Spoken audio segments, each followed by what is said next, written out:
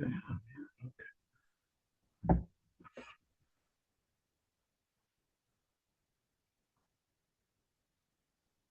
Apparently I'm not there. You are there. It's just the software or the program that I got, it's in my name. So that's why my name is up there. But I will ask them to note that you are we don't hear anything. Yeah. Audio. All right, so that's okay. So that's you right there. Okay. I don't know if the sound is on because I don't hear them talking back there. Let's see. That's on full blast. All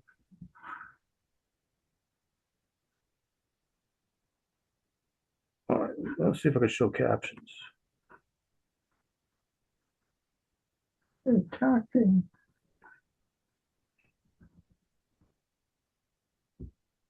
They may not have launched the meeting formally. I'm gonna send like a chat bubble there.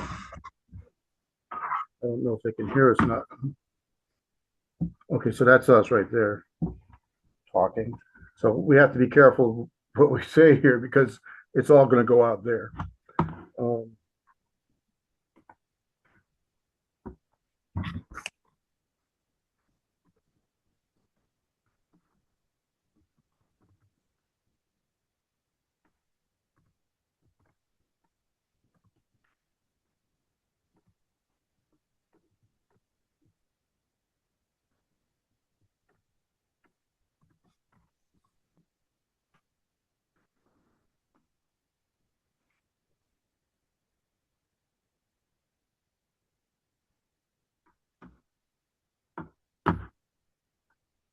Maybe I need to turn the speakers up.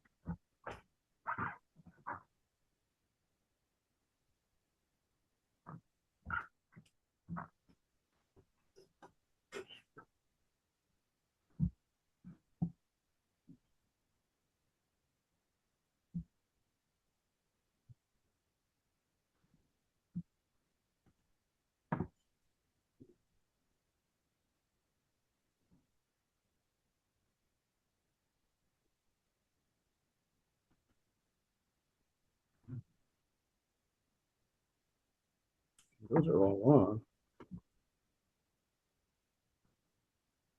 Okay.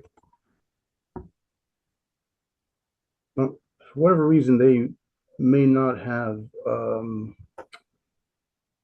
they know we're on there? Yes, I believe they do. It's like so, Alicia Peonessa, she's over here in this corner.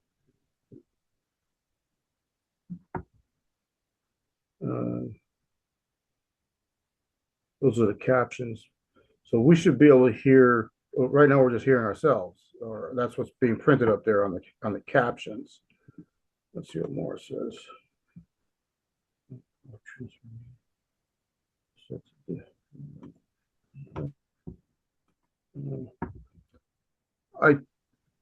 It doesn't look like they started the meeting yet.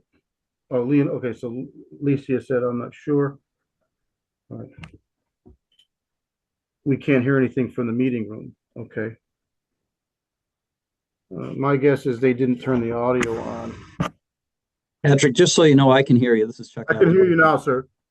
Yeah, this is Mrs. Kordowski to my left. She's the owner of the home at 470 Kensington Road. How do you do? nice to see you.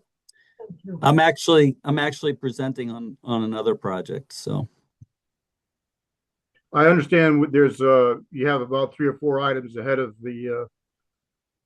Mrs. Kordowski's issue, but we will enjoy watching you guys. I'm sorry, I never got your name. I'm Chuck Adelsberg. I work at Apex Company. I'm I think second on the agenda, the second application. I'm working with the Cromwell Fire District Water Division. Okay, nice to meet you. Nice to meet you as well. Now the input level's going back and forth. You're seeing it. Okay, I can hear you guys now in the It's room. working perfect.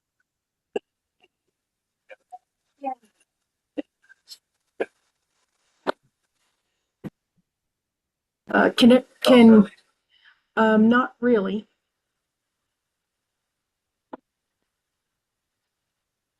Um, test speaker and microphone. Do you hear a ringtone? No. I can hear you now from the So room. you may have to just go off your laptop. Yeah, but can you hear us fine? There's the Oh, that's real good. this. Yes. Okay. Here we go. Here's the echo. Here's The speakers doesn't work here. headphone speaker. But I could just keep using this, I guess. Yes. What about, yeah, I would use that. Can you? So that you can hear us? Can you all hear us now? Yeah, we can hear you, but I don't know if you can hear us. Yes, we Yep, can. perfect. Oh, okay. It's not really using the Bluetooth, but luckily it's a small room.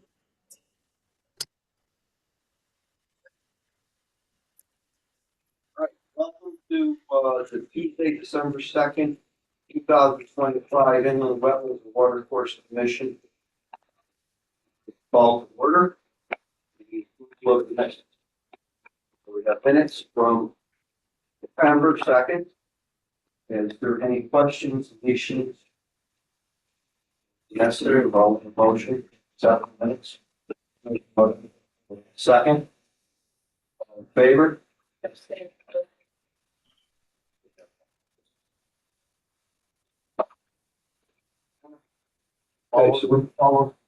All those.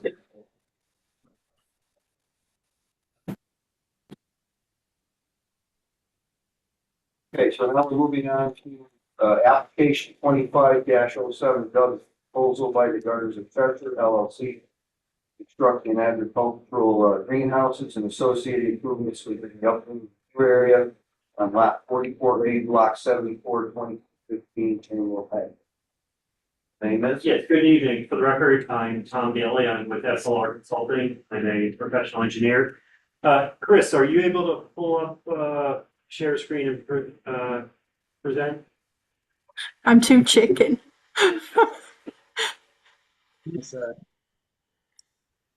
Tom, you just need the site plan? Yeah, why don't you start with the existing conditions, Chris? I want to make sure everybody, and I'll walk you through it. Follow your slide number 2. Yeah. I'm And trying for to see reference, it. Chris Robbins and Rebecca Roman are lifelong scientists. So they're online if we have any questions for that. But to get you started, while Chris pulls that up, we're excited to be before you this evening. The proposal this evening is on a parcel that's about 14 acres in size, and it's located on Chamberlain Highway. On this map and the map you've seen, north is pointing straight up. We have Chamberlain Highway on our left-hand side. Get yourself orientated. This is about 2 or so parcels south of the H2O greenhouses, and about 2 parcels north of Chamberlain Growers. It has frontage on Chamberlain Highway, and then it moves towards in east and west direction to the rear. Right now, it's been passed in the past. It's been used for greenhouses. There's structures that are all the way through here, and then a large area for propagation of plants. There's a driveway that comes off of Chamberlain Highway, and in the front, basically 1/3 of the property is undeveloped. It's essentially a meadow at this time. The property to the rear, also just about the toe of our back property line is the start of the Trout Rock Ridge. So we're basically just at the toe.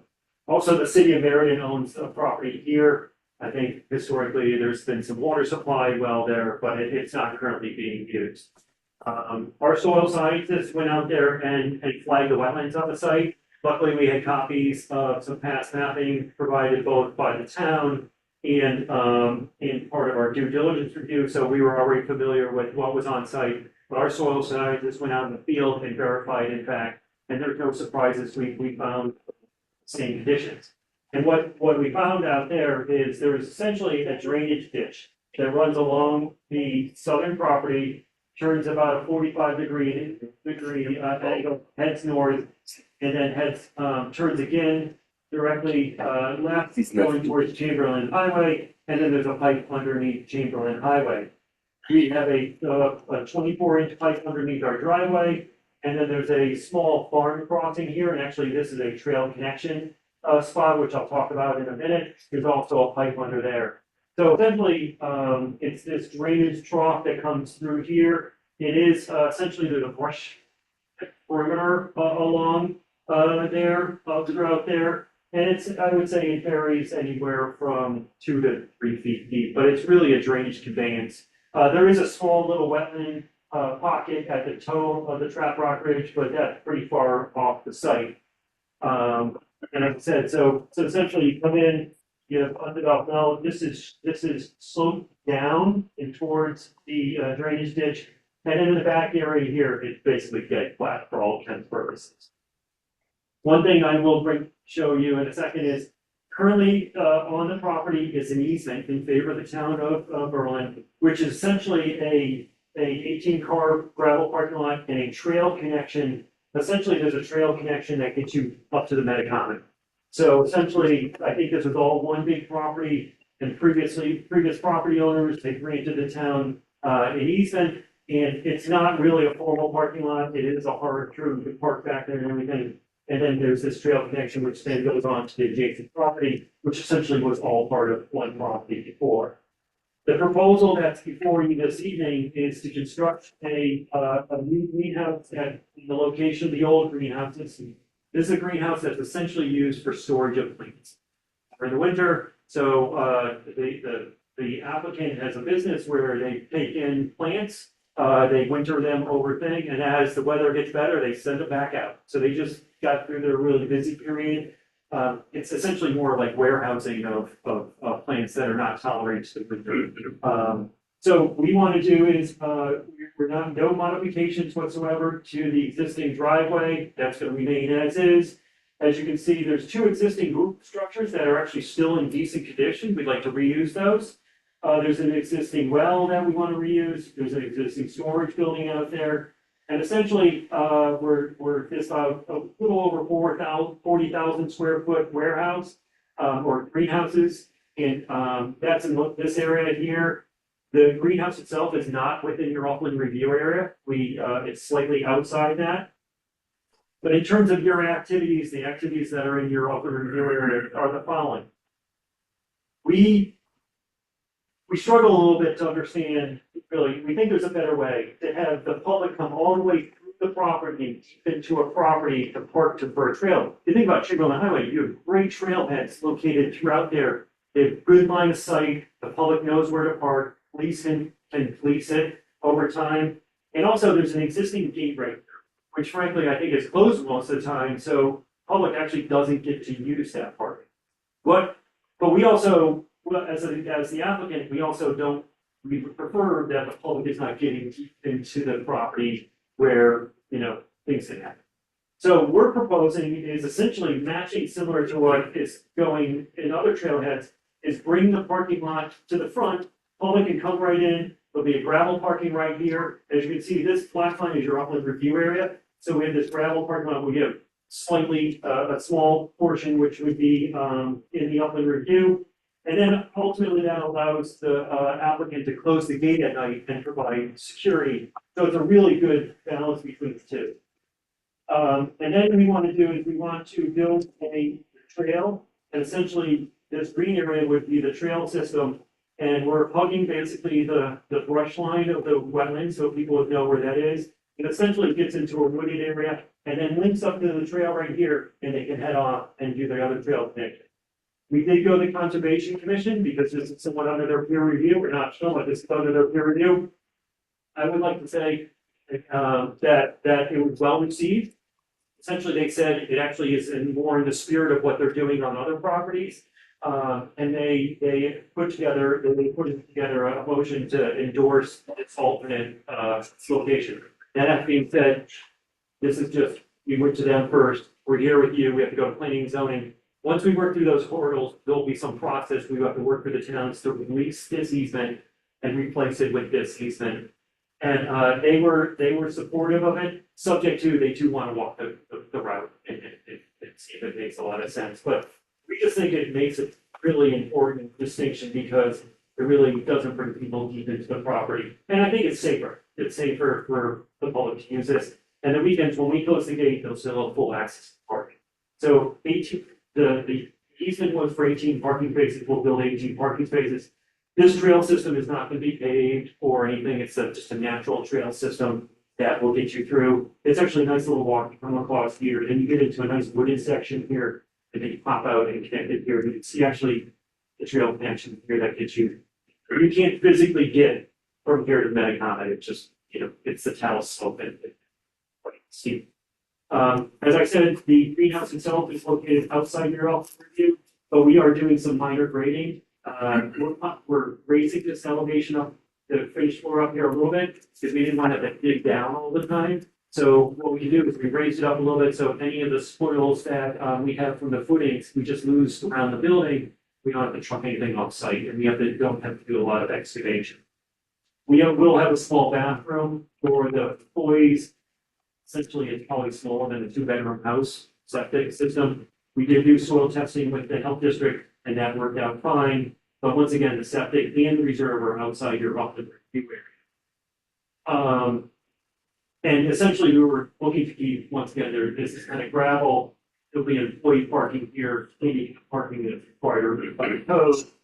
And, but so essentially, if you're out there today, you're not going to see much different, except the greenhouse would be located here and the trail relocated to the front entry.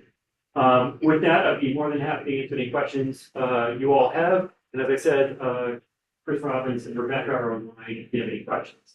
How many greenhouses are there gonna be? Well, it's essentially one greenhouse, but these are modular structures. So it'll be one open structure, but right now we're 1, 2, 3, 4, 5, 6, 7 bays. But it's not like a hoop structure where they're individual. It's one big structure, but what they do is they're modular and they come in little sections.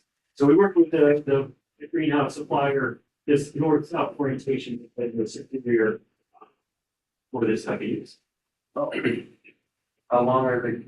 So the overall length of the greenhouses are 252 feet this way, and going this direction, it's Module element or what? I have to. oh, and this is just, Like 120 feet wide. They're about. yeah, so every modular is maybe 25 feet. Oh, yeah, I told you the dimension, 24 feet long. 24 feet long. So, yeah, so it would be, if you ever go to Cheshire and see all the greenhouses they have out there, it's the same type of structure. Not of the scale of H2O, that was obviously a much bigger structure, but it would be, yes, 24 foot long. Will be any built out of this site, or is it more of a storage facility that is distributed? Yeah, I mean, Outside the the customers rarely come to, and this is John and Carolyn. There'd be a minor amount of retail business there, but that's not our business. People come looking for individual plants. We let our customers know what we have, and they're looking for something, they might come, but no, we're not in the retail business. No, not really. It's more invite. It's been more They would invite. need These are- Need an appointment. Yeah, it's an appointment, but so it will not be a shingle out there. Well, there'll be, but it's not that type of retail business. What was there in the past, from border, which is. Yeah. This is a unique business, though. So at a busy time, they all brought all the plants in for the winter weather. And then when I visit their facility that long, it's totally empty. So it's really taking care of them all the winter. But the nice thing about this project property is, I mean, they have some future, it gives them a lot of room to explore their business. But, so yeah, it's really taking care of those plants on behalf of other people. You can eliminate that parking spot in the back there. We would, yes, if we can get town permission, we would abandon this easement and replace it with this easement. My understanding is essentially is My neighbor. most supportive if we, and that's why I'm kind of showing, because I don't want to get out. I, because it's, so we would get this approved through you, we go to planning and zoning, and then ultimately, I think we have to go for town, the corporation council, your town to relieve one easement, but the attorneys will have to work that out, but essentially, it's not really there, it's just kind of, there's gravel down, but if you drove out there, you wouldn't go with parking. It's not structured. Caroline, Yes. for the commission's benefit, I can tell you that, yesterday I received correspondence from a representative of the Conservation Commission with an initial report and a blessing, essentially blessing, the layout on us. We can work with them between now and the next meeting, for formal recommendation.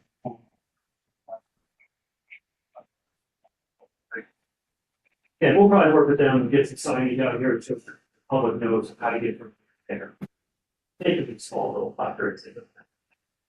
But it's really nice level here. They don't have any plans at this point. This area will remain as meadow, but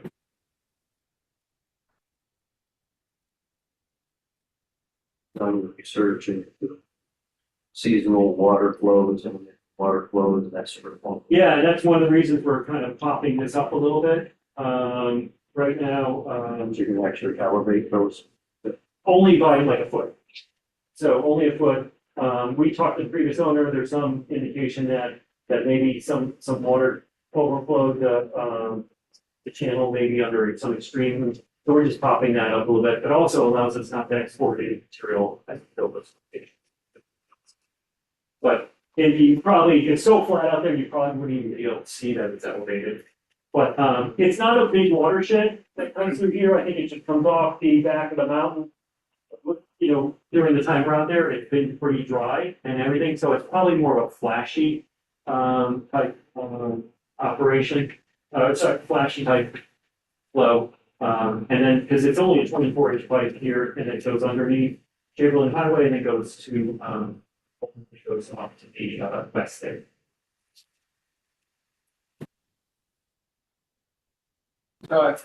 So, it's like, wet salt trailer. It's like shades, right? It's a pretty wide area of wetlands. It's part of our very close bank. And location seems to be pretty concise about what it's worth. Just wondering if found that there was building of the area had been historically worked. Wetland delineation seems to be a lot more concise and so. Yes, correct. So I think so one thing when we started this project, we were lucky enough to get a small mapping from previous, like the town was able to share. We did some, so we kind of knew what we were looking for. But even if you look at the soil, when we went out there and did soil testing for septic, and actually we did some additional, there is definitely a fill rate.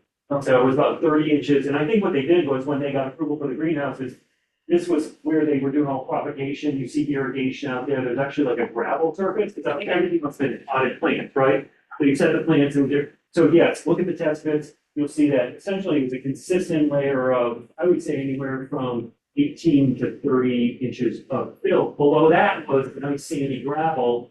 And I think we tested it's the groundwater down at 65 inches. So yes, clearly the I assume, well, soil survey dates back. Yeah, so it has been clearly this site through some other approvals has been issued. Fill material that affects your ability to site acceptance. No, because luckily it was good soil underneath and no groundwater and no ledge. So we were out there and then when we did the soil test, pretty representative stuff helped. Septic system, it's only a year, so it's very just for a fact. And concerns? Not at this point. As I said, we'll work with the Conservation Commission, get a recommendation prior to the next meeting, as you know. Fortunately, we cannot take actions. Just to the public. I don't see, staff standpoint, I don't see public hearing, even for this, there are no direct impacts into the web. And from a public interest standpoint, you know, it's a similar use to what's been there for the past 30, 40 years. So it's obviously for the commission to make a decision. Any commissioners see a need for a public hearing? Yeah. So we're going to continue the application until the next meeting. 15 days. That's the plan on it, right? Great. We'll see if it's not. Thank you. All right, we're gonna move on to application 2508W, app proposal by the Commonwealth Fire District. Construct the toilet water main at that time. We recommend on Division Street. So that's the gravel network, right? Can, hold on just a minute because there's too much.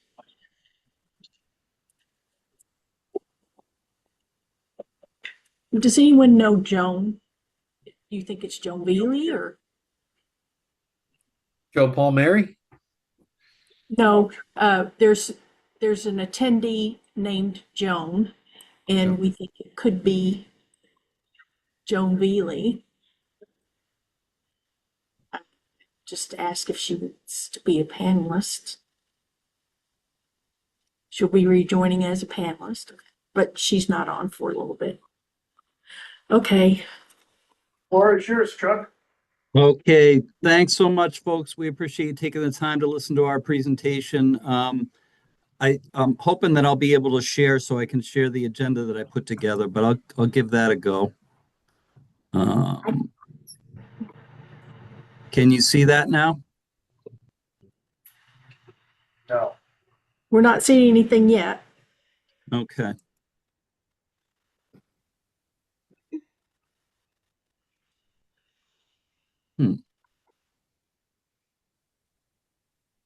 I don't know. You still can't see anything? No. Okay, let me just try this.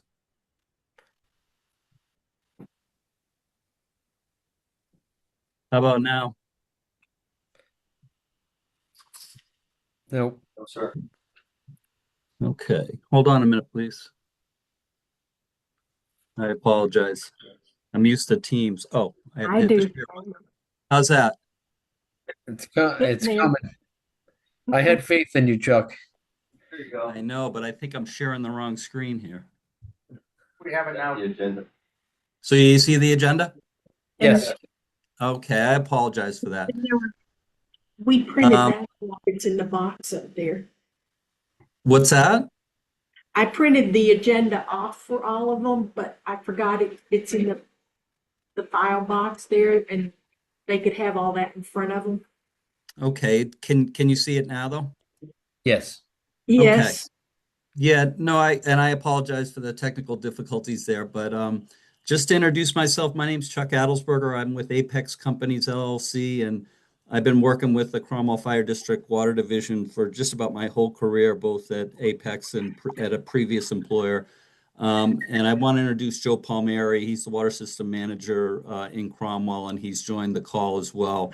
And I want to thank the town of Berlin because they've been very helpful in this whole design process. We've met with Ray Durama and Jim and Mike, and they've been very helpful in this process. And just want to run through a little bit about the project and why the district needs it, and a description of the project, but also how it would benefit the town of Berlin as well. And basically, the district's goal with this project is to provide an alternative emergency water supply source where they can be supplied should their Gardner well field be incapacitated or not have pumping issues, because it's their only water supply source. They're also driven by the Connecticut Department of Public Health has required that they do some rehabilitation on their Shumpike Road Reservoir, which is the only storage facility that provides fire protection and emergency storage. So they're a little bit leery about taking that reservoir offline for fear that if something happens at the well field, that they won't be able to supply their customers. So Apex has recommended that they install emergency interconnections with surrounding water suppliers. And we prepared a preliminary engineering report, which is part of the application that we submitted. And basically, we submitted that to Connecticut DPH, the Department of Public Health, as a part of the process to get drinking water SRF funding for the project. So I'm just gonna kind of go down and I can show you a little bit about the project overall. As you can see, this is Cromwell. The existing Berlin interconnection is located here, if you can see my cursor. We had evaluated 5 different locations for emergency interconnections. Oh, and I just wanted to let you know that their Gardner Wellfield is up here in the northeast corner of Cromwell, right on the Connecticut River. And, obviously it's a great water supply source. They have a lot of capacity and good water quality there, which actually the town of Berlin benefits from through the interconnection that they have on Berlin Road. So, but it's a very high quality water, but it's kind of precariously located right next to the Connecticut River if something were to ever spill in the river. So that's one of the reasons why the district wanted to look at an alternative emergency water supply source. And we had recommended potentially 5 different locations and then ultimately selected 3. And the first one being up here with the MDC on Shunpike Road, which is one of the interconnections that we're proposing.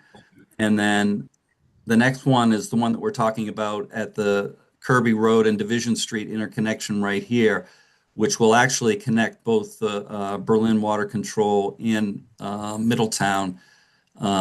The flow will actually come from Middletown because Berlin cannot supply Cromwell due to lack of water capacity and pressure.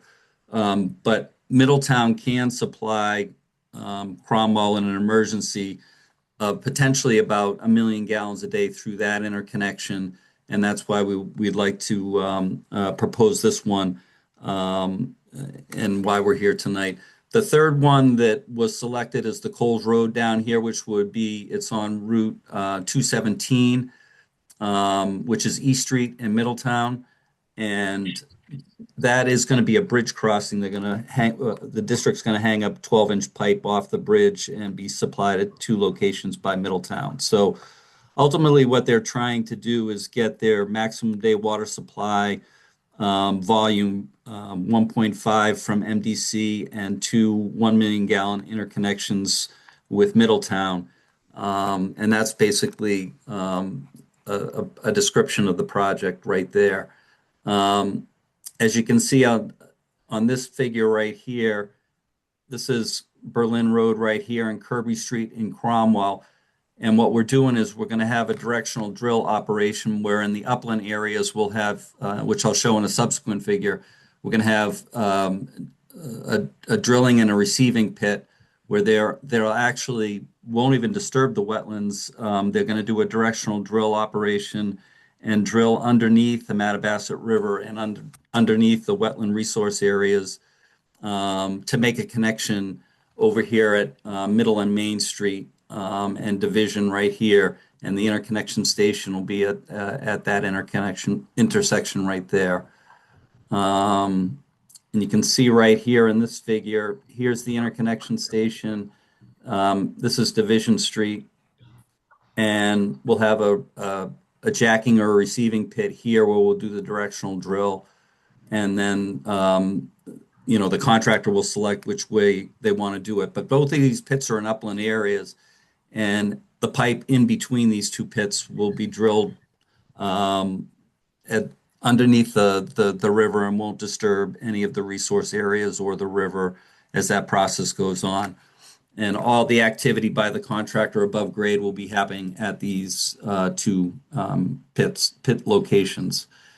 And here on this figure here, you can see there's a profile view of where the polyethylene pipe, a 12-inch polyethylene pipe, will be pulled after the drilling up through here and make the connection on either side of the crossing. So those are the figures that I had. I just wanted to, I think I went through a lot of the agenda, but I did it very quickly.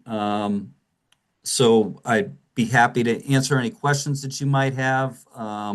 But I want to thank you again for the audience today. And if you have any questions, Joe and I'd be happy to answer them. Curiosity, how deep do you have to drill to get under the river? That's a good question. And I think that if I show here, I think the what we do have to maintain is at this area here, and I apologize because the picture is, we're trying to maintain 10 feet below the river here. And the other thing that we're going to want to do is we're going to recommend that the contractor do the installation during the dry season in the late summer, early fall, so that there won't be much flow in the river, and water levels will be down. So, but I think that the goal would be to be 10 feet underneath. But then there's also, we did some borings here, you can see, and there's some dense cobbles in this boring right here. And there's some weathered rock here. So we're going to try and stay above the rock and then kind of thread the needle between the 10-foot depth here and then above the rock. The other commissioners have any questions? You should have any concerns? No, nothing at this point. I can, for the commission's benefit, I can tell you that our Berlin Water Control Commission had a similar project a couple of years ago that this commission approved along the Berlin Turnpike, where there was horizontal drilling under the Bassett River when the water main was reconstructed from Deming Road to Woodlawn Road along that Berlin Turnpike. It's a fun project. And Mr. Char, Dave, I'll also mention the manager of our Water Control Commission is here this evening, Ray Jarema, who has been working with the gentlemen that are with us this evening on this project for probably, a couple of years now, Chuck? Yeah. It's been a process, Jim, but I appreciate you bringing up that other directional drill project. But I also wanted to mention that there is a benefit, and Ray can speak to this as well, for the Berlin Water Control, because it provides a second connection that Cromwell can serve Berlin Water Control through this Middle Main Street interconnection. So there's a connection that was right here. This is what's going to serve Berlin in the future if need be. And I know that at certain times during the summer that the Berlin Water Control needs to get more water supply from Joe and Cromwell, and they're limited to a certain extent by the diversion permit for that one interconnection, but it'll give both communities an opportunity for Cromwell to supply more water to the Berlin Water Control. Yeah, please take a name. Yeah, Ray Dramer, Berlin Water Control. Mentioned that. Actually, it's a little bit more unique than that because the opportunity there is for 3 utilities: Middletown, Berlin Water Control, and Cromwell. And obviously, on a regular basis, we could potentially look to Cromwell. Cromwell has a very large safe yield capacity and can sell. And we presently buy water from them on a seasonal basis from around May to September, maybe even later, depending upon the drought conditions. But typically, that's a good point. We were looking at another point. It didn't pan out yet. Maybe it will in the future as another connection. But all these interconnections are extremely important to both utilities in both perspectives. In this case, it's going to be 3 utilities. So we kind of look forward to this. And I think it's a unique proposal. And I think it's a real good one. And it's got value for all 3 utilities. And that makes a big deal of difference, I think, personally. Well, good. Thank you. Yeah. The only other thing I would mention is Chuck mentioned the fact that the HDP, I believe it's HDPE pipe you're going to be putting in, correct? Yes, that's correct.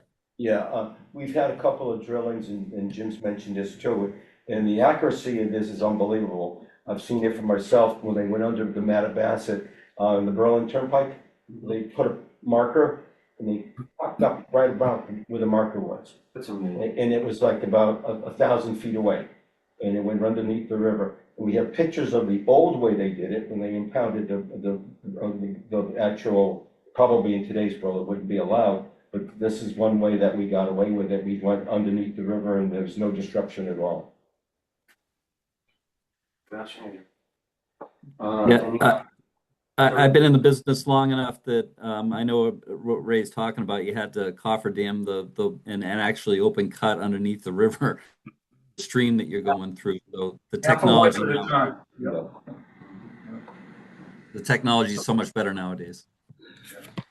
So for the commission's benefit, knowing that you cannot take action this evening, but looking at it from staff standpoint, knowing that it's a joint project between communities, I think it would be best for the commission to conduct a public hearing at your next meeting from a public interest standpoint.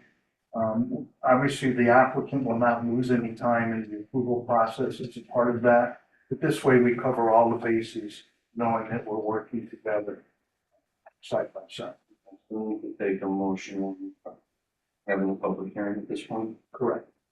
But I'd like to ask for a motion for a public hearing for this project. Make a motion for the public hearing application 2508 WF. Second, please. All in favor? Aye. And the date of the hearing would be a January meeting, which would be January 6th, 2022. So we're going to continue this application. All those in favor? Yeah, I'll let everybody look better. So we're going to continue application 2508 WF until our January meeting, which at that point we'll have a public hearing and then we'll deal with the application. That's it. Well, thank you all very much for your time. We appreciate it. If you have any questions, you can Very reach well. out to either Joe or Fascinating myself. project. Yes. Yeah, it's really great. Thank you very much on behalf of the Cromwell Fire District. Yeah. Thanks for your time. Thank you all. Good night. Let's see you in the Have a morning. good night. Good night. Take care. So we have other business properly before the commission. The one notice of non-compliance issued to Kokomo Brickyard Lane LLC, Kokomo Brothers on July 12th, 24 regarding non-compliance with restoration plan for 212 and 245 in Brickyard Lane, approved by the commission on April 2nd, that's 2022. Okay, Mr. Chairman, Mr. Acting Chairman, I can inform the commission at this point that as of last week, the plantings that were agreed upon, the substitute plantings that were agreed upon by both the applicant and the adjacent property owner have yet to be installed on the property. I visited the property last week. I spoke with a legal counsel today in regards to that. And at this point, she advised me and wanted to advise the commission that we would be looking at taking legal action to hopefully to get the applicant to comply with the restoration order. Now, because of the fact that we're December going into January, how does this affect what we do? We can't answer that.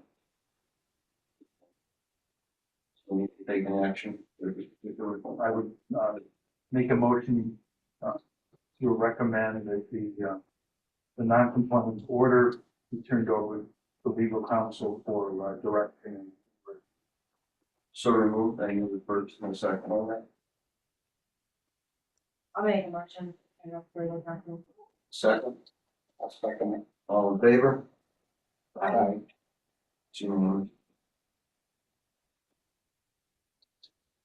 Notice of, second, notice of violation, show cause and hearing 202 Mill Street LLC.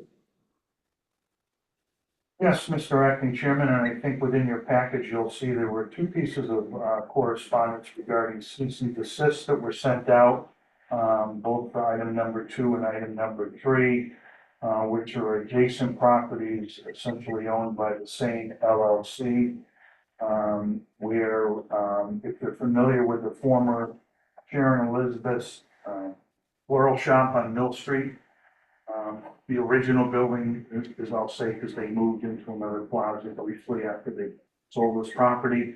But driving by that property, if you look to the right of the existing building, there's a low-lying wetland area and floodplain there.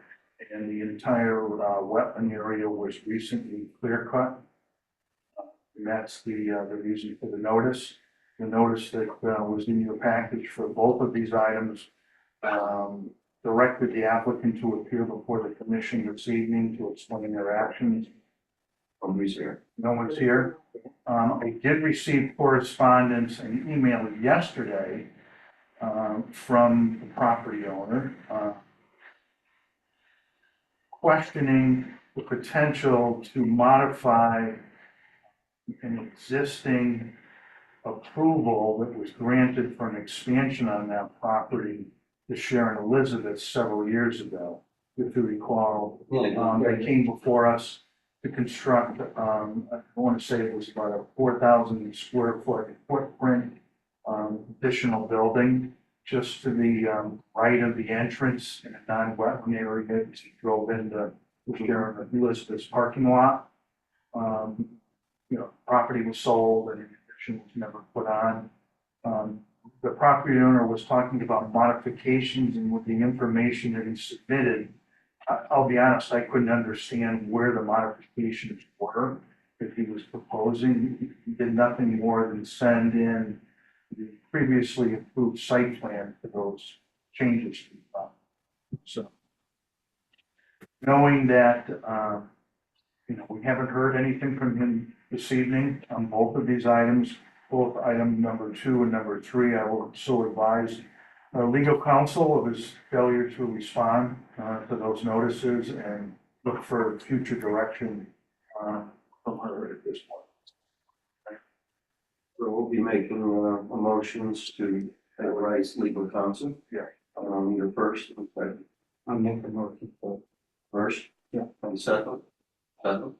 All in favor? Aye.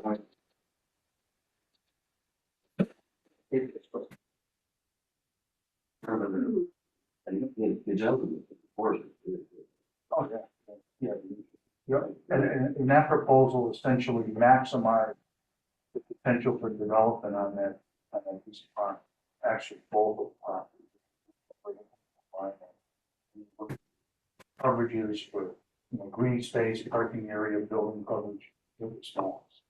Yeah. We'll see where it goes. Okay, we'll be moving on to number 4, the 470 Kensington Road discussion. Yes, for the commission's benefits, you'll see within the package we received, I want to say it was about a month and a half ago, correspondence from the property owner, from a legal representative representing the property on 470 Kensington Road, voicing concern with disturbances that have occurred adjacent to her property, the rear of the property. Is that one of the bridge? Yes, with the footbridge over the stream. That's actually Hatchery Brook coming through. Both of those properties that are being referred to in complaint were established as a part of the subdivision back in the late 60s, early 70s, as a part of the Carriage Drive development. At this point, from a staff standpoint, I'm looking for direction from the commission. I'd like you to fully absorb the information that's been submitted from the standpoint that the correspondence talks about activities that have occurred over a number of years, going back Quite a while. 15, 20 years. When you look at the photos And if you visit the site, you'll see in terms of, disturbances, I guess the best way to put it is everything is fully vegetated. There's talk about the, stream being relocated. I did some initial research on the subdivision. As part of the subdivision, there's actually, a location of hatchery brook is shown, and then there's a dedicated easement for the relocation of hatchery in the same area. So it's, I guess the best way to put it at this point, I don't really know how to approach this. It's something that's taken place over a series of 15 or 20 years. The claims are being made of the disturbances. What are their concerns? Because my experience with water is it goes where it wants. And in that sense, that stream, it's been holding its own through some pretty egregious weathers, which is a good thing. What we're, The site, the area is fully stabilized. It's not like, that's a good way. to put it. from those photos, you don't see any, active areas of erosion on the site. It's one of those things where, from an enforcement standpoint, from the staff standpoint, if we were advised when something was actively happening over the course of the last 15 years, then I think, I would have a better chance of trying to enforce Right. encroachments. And that's why I'm saying I'm looking for the board to fully digest this, maybe visit the site and. Over the course of 15 to 20 years, and everything reestablished there, what disturbance is there now? What are you gonna do, disturb it? That's why I'm bringing it to you, and we didn't issue an enforcement officer, and I know Bill looks like he's itching to make a comment here. Looking at the GIS map, property boundaries appear to be independent of the stream channel. The stream is not the boundary. No, it's not. According to the subdivision map, or according to the GIS. Yeah. And so it seems to me, and the line really seems to be very orthogonal. So it seems to me that the property boundaries can be appropriately discerned independent of the stream. And it seems like the property owner should be able to understand where the boundaries are. When you look at the original subdivision print, and I'm trying to think of the best way to explain it at this point. You have the parcel on Kensington Road, it's a rectangular piece, okay? It goes out and it's rectangle. The parcel on Carriage Drive, okay, runs, so the Kensington Road piece runs east-west, Carriage Drive piece runs north-south. Yep. And there's a small triangular portion of the Carriage Drive piece that's on the east side of the river that abuts the Kensington Road piece. Okay. So the Carriage Drive piece actually has a small triangular piece of land on the other side of the river. Oh. Yeah. And that's why you see the little footbridge there, Yeah. So we put the footbridge, but when was the footbridge placed? So we don't know that either, right? You couldn't say. So knowing the kind of flooding that we've seen, high waters that we've seen in the past couple of years, on seasonal heavy rains, that it stayed pretty much put where it is. I haven't seen the footbridge wash down Kensington Road yet. I don't know, I think there's value in the commission going out there to see this. I would say, again, digest the information, take a look at it. We could certainly say at this point, okay, we know what we have today. If further encroachments occur down the road, then perhaps we have. We can take action right now, if we really kind of prove it, do anything. We carry through, we had to hit something, I was gonna say 45. Right, so what we'll do is, sure, absolutely. The property owner that I would call it the complainant, the one who's being complained about. Is that an original owner on that carriage drive? I believe, yes, And so Yeah, dealing if any changes have occurred, it was that owner. It's not as if that an owner owned it and then somebody else bought it and had no clue that they may have been encroaching little by little and taking a little more land and moving some rocks from the Hatchery Brook that is being mentioned in this I can certainly do a title search, but I'm gonna say just in my experience here, I've had a number of discussions with Kensington Road property owner over the years for other issues, more public works type concerns or issues that popped up. The Carriage Drive property owner, I'm assuming has been there for an extended period of time also. I can certainly do a title search, pop right up. But I think both of them have been there in excess of at least 20 or 30. That- But also, it's mentioned in here that part of this was town land. And it's supposed to be a portion of this that's being complained about was encroaching on town land. There's open space property back there, but there's some easements for the stream, Right. but the Carriage Drive parcel is owned entirely by, there is no open space area there. There's a channel encroachment line of the river that runs through the parcel. Oh. Then there's open space property with the churches just to the south, to the rear of there along Hatfield Brook, there's a large piece of open space. No, I thought I was reading something about the contention was that this person from Carriage Drive, I believe, had actually encroached and taken some land that had been either open space or town land, but maybe it's part of the easement that that person might be encroaching on, which they shouldn't be. So I would recommend that the commission take the time to go out and look at this in person so we can continue this discussion at the next meeting. And I would recommend, if you are going out, go out individually, and I would access the property through the Kensington Road piece. That's where the complaints came through. Well, they do mention something about someone who was walking the property for a survey and the person came out and said you're on my land, so you don't want to buzz. By yourself, it's a Wetlands Commission. Okay. That would like to go on to this. I'm going alone. Okay, we're gonna be moving.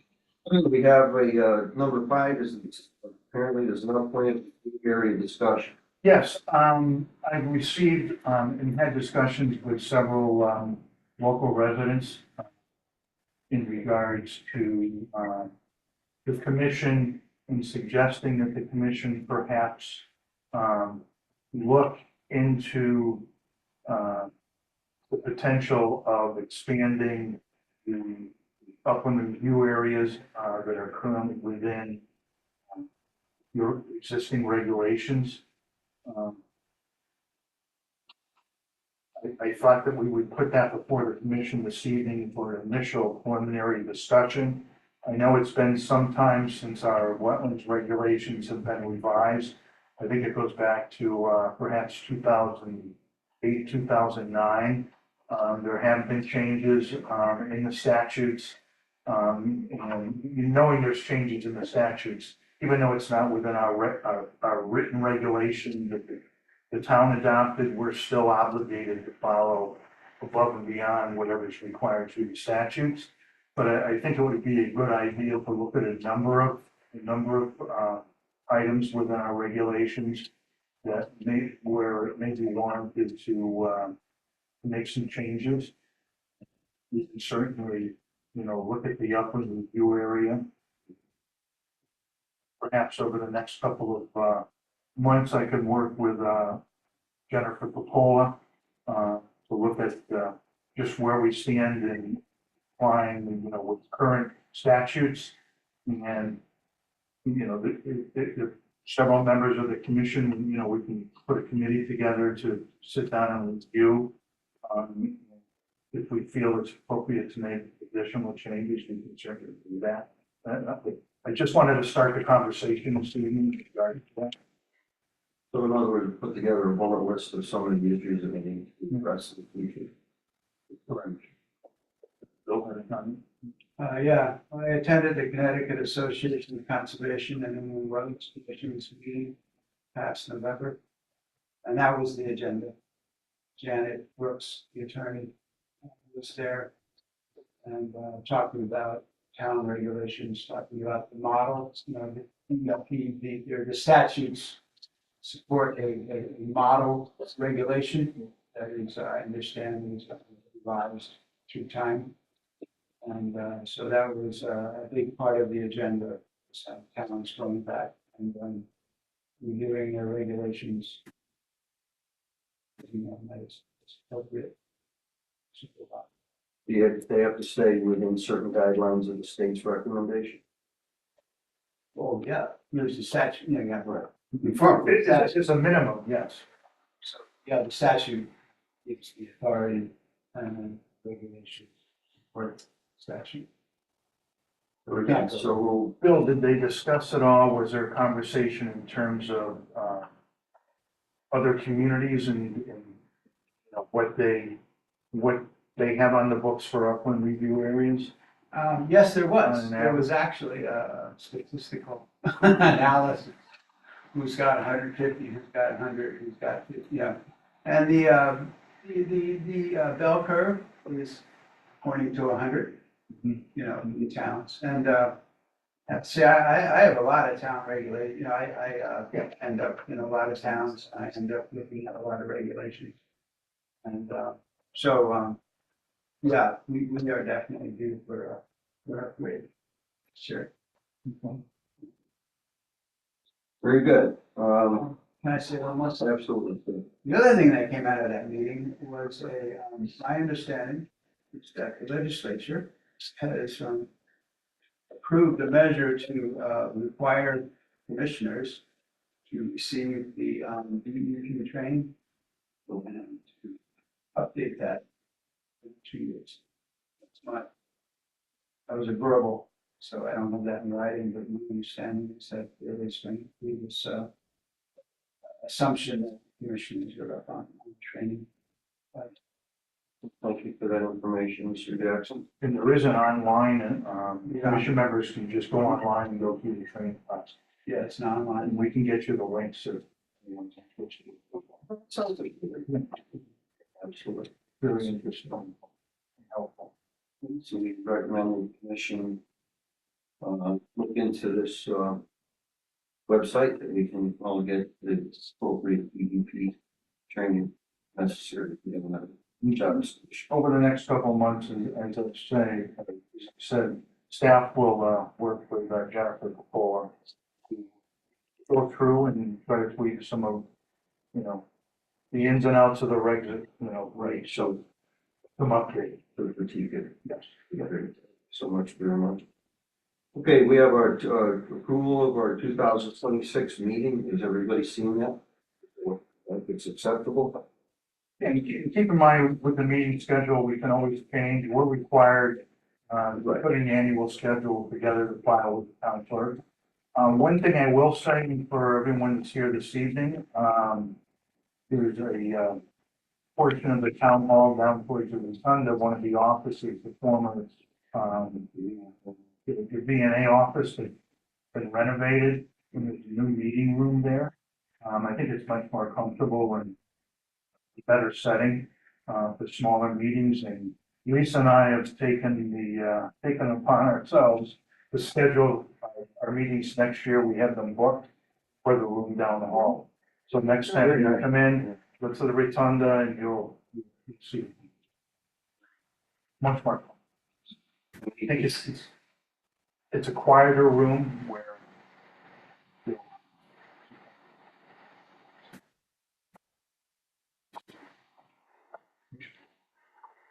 We need to take action on this schedule.